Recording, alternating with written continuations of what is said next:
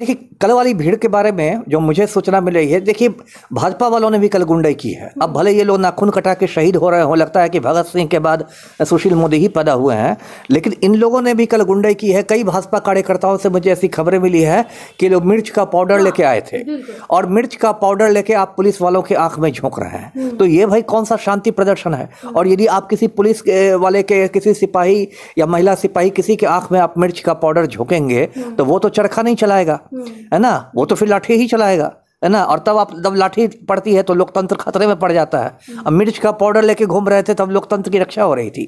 देखिए है क्या, मैं दर्शकों को बता दूं, ये भाजपाई लोग होते हैं, राम भक्त लोग, ये लोग परम पाखंडी होते हैं। पाखंडी भी नहीं, परम पाखंडी।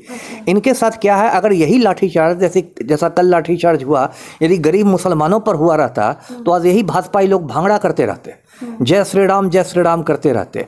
और पुलिस कहते कि नहीं एकदम पुलिस को क्रिटिसाइज नहीं करना है, पुलिस का मनोबल नहीं तोड़ना है, बिल्कुल पुलिस के साथ खड़े नजर आते। अभी कुछ मतलब 1-2 साल पहले ऐसे दिल्ली में पुलिस ने बहुत बड़ा लाठीचार्ज किया था, लेकिन लगता है वो भाजपा विरोधियों पर किया था।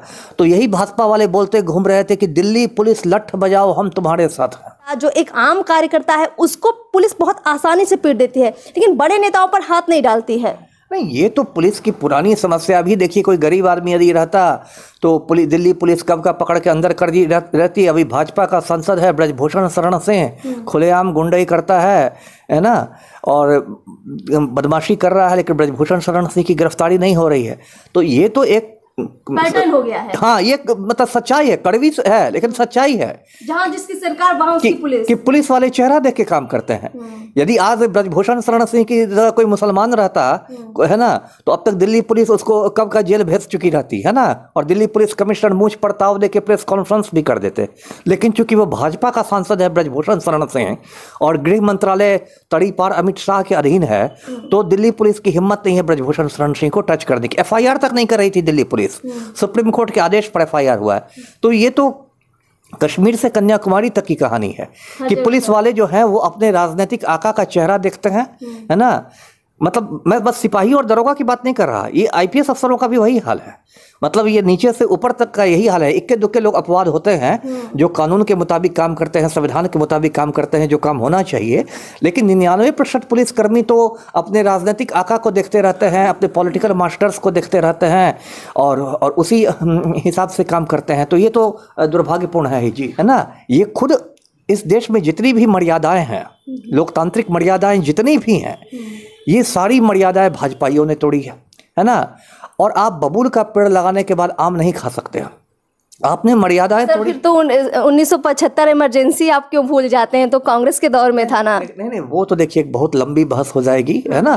तो मतलब तो एक बहुत लंबी बहस हो जाएगी। लेकिन मैं अब ये कर रहा हूँ, इन्हीं भाजपाइयों ने बाबरी मस्जिद पर चढ़ के बाबरी मस्जिद तोड़ दी थी, है ना। सारे कानूनों को ताक बता के, सारे संविधान को धता बता के, है ना, उसे बाबरी मस्जिद तोड़ दी थी। तो अपनी गुंडागर्दी को ये भाजपाई लोग कार सेवा का नाम दे देते हैं।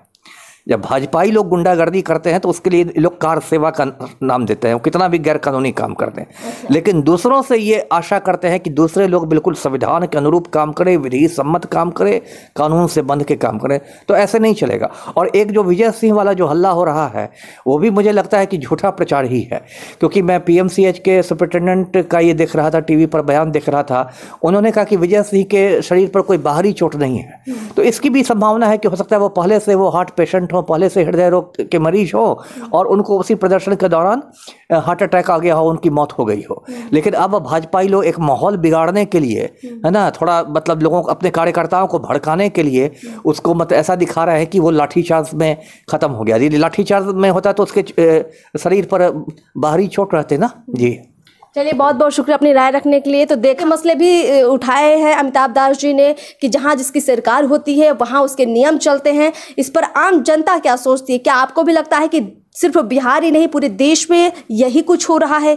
चाहे अगर बीजेपी की सरकार है या कांग्रेस की सरकार है या किसी और पार्टी की सरकार है, सिर्फ उसकी चलती है, पुलिस अपने नियम फॉलो नहीं करती है। अगर आपको ऐसा कुछ लगता है तो कमेंट बॉक्स में बताइए। चैनल को सब्सक्राइब कीजिए, फेसबुक पेज को फॉलो जरूर कीजिए। नमस्कार।